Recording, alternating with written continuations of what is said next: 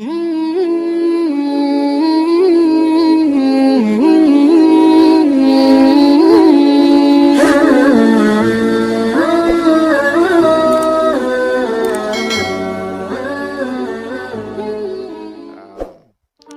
di dalam Al-Quranul Karim Allah Subhanahu wa taala menceritakan bagaimana rumah itu menjadi rumah yang beradab, rumah yang berakhlak, rumah yang ada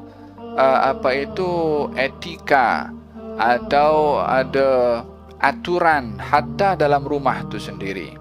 Sehingga dalam hadis yang saya bacakan tadi, bahwasanya Nabi menyuruh kepada orang tua untuk memisahkan anak pada tempat tidurnya. Yakni jangan tidur sama-sama laki-laki dengan perempuan walaupun sudah usianya sudah masih kecil 10 tahun.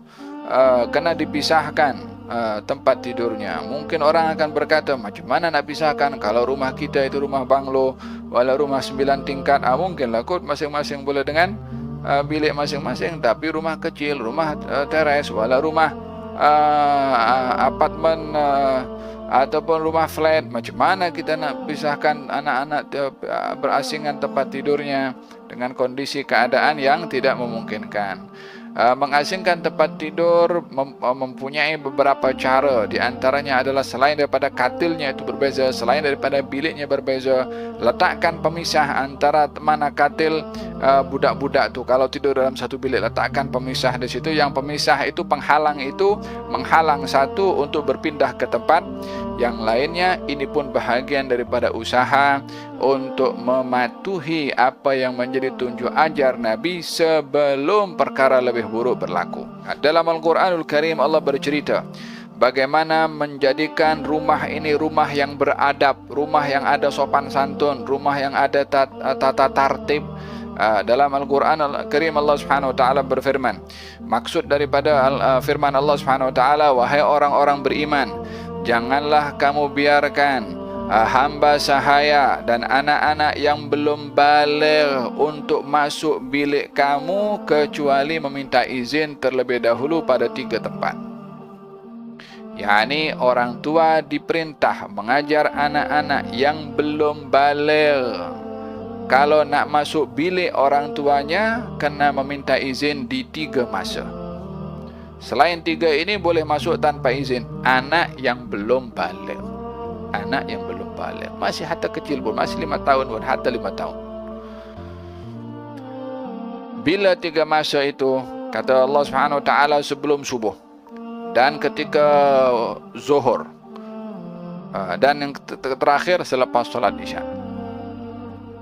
Apa sebabnya 3 ini tidak diperbolehkan anak masuk ke bilik orang tua tanpa izin? Disebabkan oleh kerana 3 masa ini biasanya orang tua berada dalam keadaan rehat atau tidur, dan kalau orang berada dalam keadaan tidur tak tahu keadaan apa yang ada padanya saat tidur, sehingga khawatir anak ketika masuk bilik orang tuanya berada dalam keadaan yang tidak pantas dilihat oleh anaknya, sehingga anak dapat belajar atau melihat keadaan pada orang tuanya, belajar sesuatu yang tidak membawa kebaikan kepada anaknya karena masih berusia yang sangat sangat muda.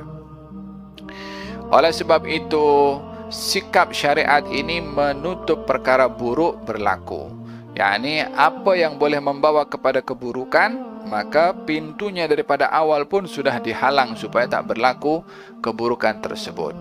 Untuk tidak berlaku fikiran yang negatif atau tidak berlaku sifat yang tidak baik dan akhlak yang tidak baik kepada anak daripada orang tuanya, pasangan suami istri yang berada dalam biliknya, untuk tidak dilihat keadaan yang privasi oleh anak-anak masih kecil, maka anak tidak boleh masuk ke bilik orang tuanya di 3 masa ini kecuali dengan meminta